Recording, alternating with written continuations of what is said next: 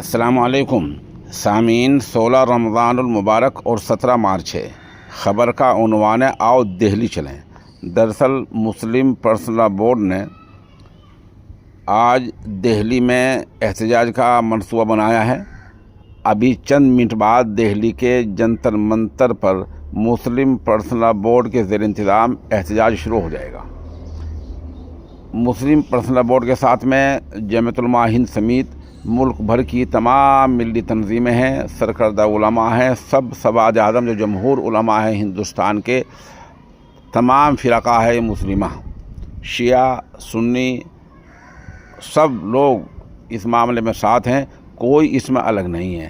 الگ ہیں تو صرف وہ جو ضمیر فروش ہیں، جو اپنا ضمیر گروی رکھ چکے ہیں اور اپنا ایمان کا انہیں احساس نہیں ہے، نہ انہیں خوف خدا ہے، نہ کرامن کاتبین کا احساس ہے، نہ قیامت کا ڈر ہے، صرف وہ اس کی مخالفت کر رہے ہیں، باقی سب مسلمان الحمدللہ اس کے ساتھ ہیں۔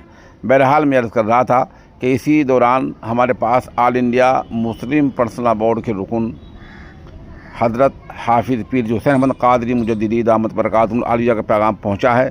انہوں نے اپیل کی ہے کہ ہریانہ، پنجاب، ہماچل اور چندی گڑھ سے جو ان کا علاقہ ہے، تمام مسلمان کوشش کریں کہ اس احتجاج میں دھرنے میں شامل ہو جائیں۔ اس سے پہلے ایک بڑی اپیل جمعیت علماء ہند کے قومی صدر جانشین شیخ الاسلام حضرت مولانا سید ارشد مدنی اور پھر جمعیت علماء ہند کے دوسرے صدر حضرت مولانا محمود مدنی صاحب اور ملی کونسل اور علماء بریلوی مولانا توقیر صاحب اور کتنے علماء اس سب کی تائید کر چکے ہیں اور آج کے دھرنے میں سب شامل ہو رہے ہیں۔ اچھی بات یہ ہے، جیسے کہ مسلم پرسنل لا بورڈ کا بیان آیا ہے کہ اس میں جو ممبران پارلیمنٹ ہیں ان کو مسلم کو بھی غیر مسلم کو بھی دعوت دی گئی ہے، کیونکہ ہندوستان ایک سیکولر ملک ہے، اس کا آئین جمہوری ہے، یہاں ہر آدمی کو اپنی زندگی مذہب کے مطابق گزارنے کا بنیادی حق حاصل ہے۔ مسلم پرسنل لا بورڈ کا یہ کہنا ہے اور ہم سب اس کے ساتھ ہیں، کہنا یہ ہے کہ وقف ترمیم بل 2024 جو سرکار لا رہی ہے وہ مسلمانوں کی ریڑھ کی ہڈی کو توڑنے کے برابر ہے، اور یہ بل مسلمانوں کو پوری طرح متاثر کر دے گا اور وقف جائیدادیں پوری طرح برباد ہو جائیں گی۔ سرکار نے اب یہ جھانسا دینا شروع کر دیا ہے کہ اس سے غریب مسلمانوں کو بہت فائدہ ہوگا۔ ان سے کوئی پوچھے کہ وقف بورڈ میں غیر مسلم ممبر رکھ کے اور ڈی ایم کے ہاتھ میں وقف کے اختیارات دے کر بلا غریب مسلمانوں کو کیا فائدہ پہنچے گا؟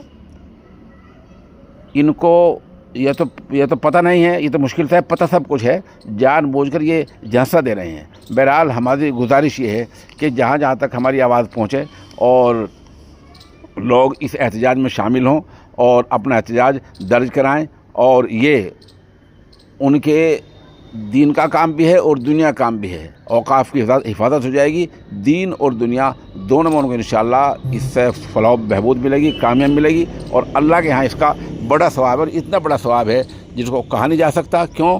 اس لیے کہ ملک بھر کے علماء، سباج اعظم، جمہور علماء اس بل کی مخالفت میں ہیں اور آج کے دھرنے کے لیے متفق آواز ہے۔